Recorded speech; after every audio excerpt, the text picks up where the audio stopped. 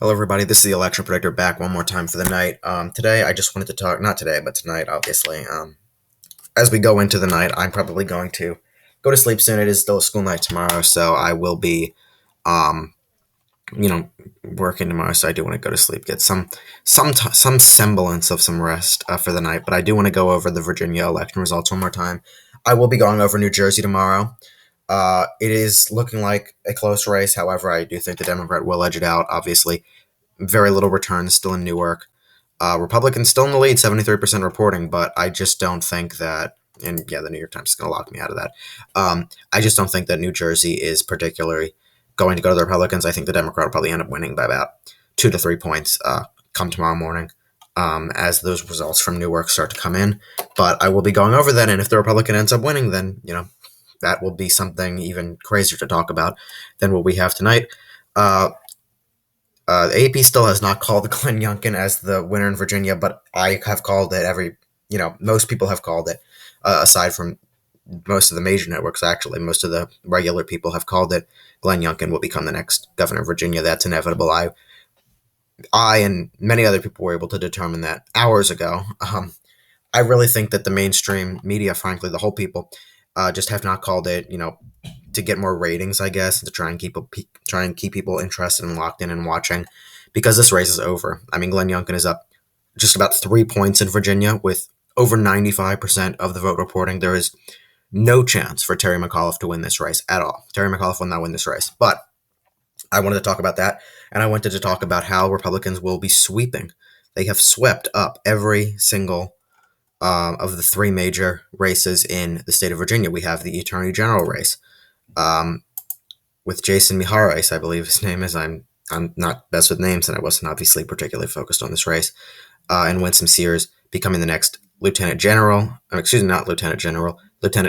of the state of Virginia, being the first African American female to be elected Lieutenant Governor of the state of Virginia. And I do think it says something that she is running as a Republican, which is actually quite interesting when you see how Republicans have actually gained in support. And we'll be looking at the demographics as well. Republicans have gained in support with Hispanics in the state. I thought that Terry McAuliffe would win. I thought that he would edge it out. It is going to be pretty close, as we see. But, it's obvious that Glenn Youngkin will win this election. But yeah, the Republicans have swept this. Glenn Youngkin will win by about 3 points. I don't know why the news media has not called it yet. This is a victory for Republicans. I think Democrats and Republicans are both acknowledging that. Winsome Sears will also win her race for Lieutenant Governor, making history. It was either her or Hala Ayala, I believe her name is, were to become the first female African-American Lieutenant Governor, and the Republican, I guess you could say, Lieutenant Governor-elect Sears will become the first making history, and Jason Miharis winning the Attorney General race. In another historic margins. They are all close, not particularly close. I mean, it's a lean margin. It's not a tilt margin, so I'm not going to even call it close. I'm going to call it a lean margin. Even 3 points for the governor. Here, we see it's also about 2 points, 2.2 points, and then this is about 1.8 points. So it's not a tilt race, but the Republicans will win in every single race, and the only incumbent actually getting defeated is Mark Herring. As Attorney General, Jason Miharis will win. But yeah, I just wanted to go over the Republicans have swept every single one of these major statewide races. There will be, it seems like, a red Republican House of Delegates in the state of Virginia. So they will have significant power coming into this new cycle in 2023 when Glenn Youngkin is sworn in as the governor of Virginia to replace Ralph Northam. And yeah, this is a major, major gain to Republicans. It shows, in my mind, the unpopularity of a lot of the Democrats' agenda over the last few years. Not over the last year, but over the last few months. And it shows that Republicans have gained significant popularity, made inroads with the Hispanic community. We're going to be going over that, and the Black community in the state, and frankly across the country over the last few months as well.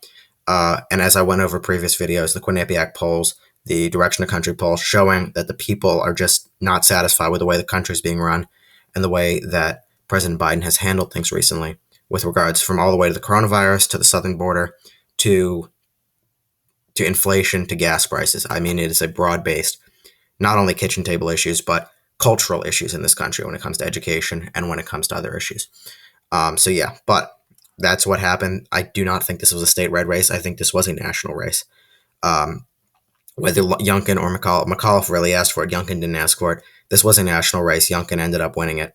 You know, Obama was campaigning, Biden, Harris, everyone was there, and the Republican ended up winning.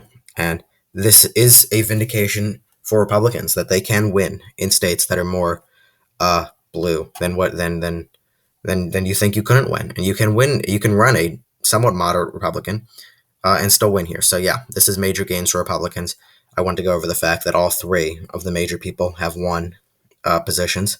Republicans have won the major positions in the state of Virginia: Attorney General, Lieutenant Governor, and Governor. So anyway, thank you guys so much for watching. I'll be out with more videos tomorrow and more analyses tomorrow as we head into now we're going to be almost completely focused on the 2022 midterms now after we've gotten the 2021 elections out of the way.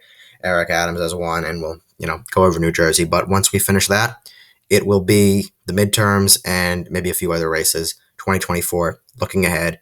Now we are, after this election cycle, which is just a small election cycle, we are headed into the big pond, and the very, very close and crucial races that we're going to be looking at, which will obviously end up determining which people control the Senate and House Representatives come next year.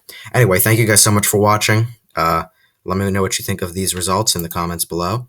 And stay tuned for more videos. Thank you so much for watching. Make sure to subscribe to the channel. We are so close to 200 subscribers. So if you want more awesome content, make sure to subscribe. Anyway, thank you guys so much for watching.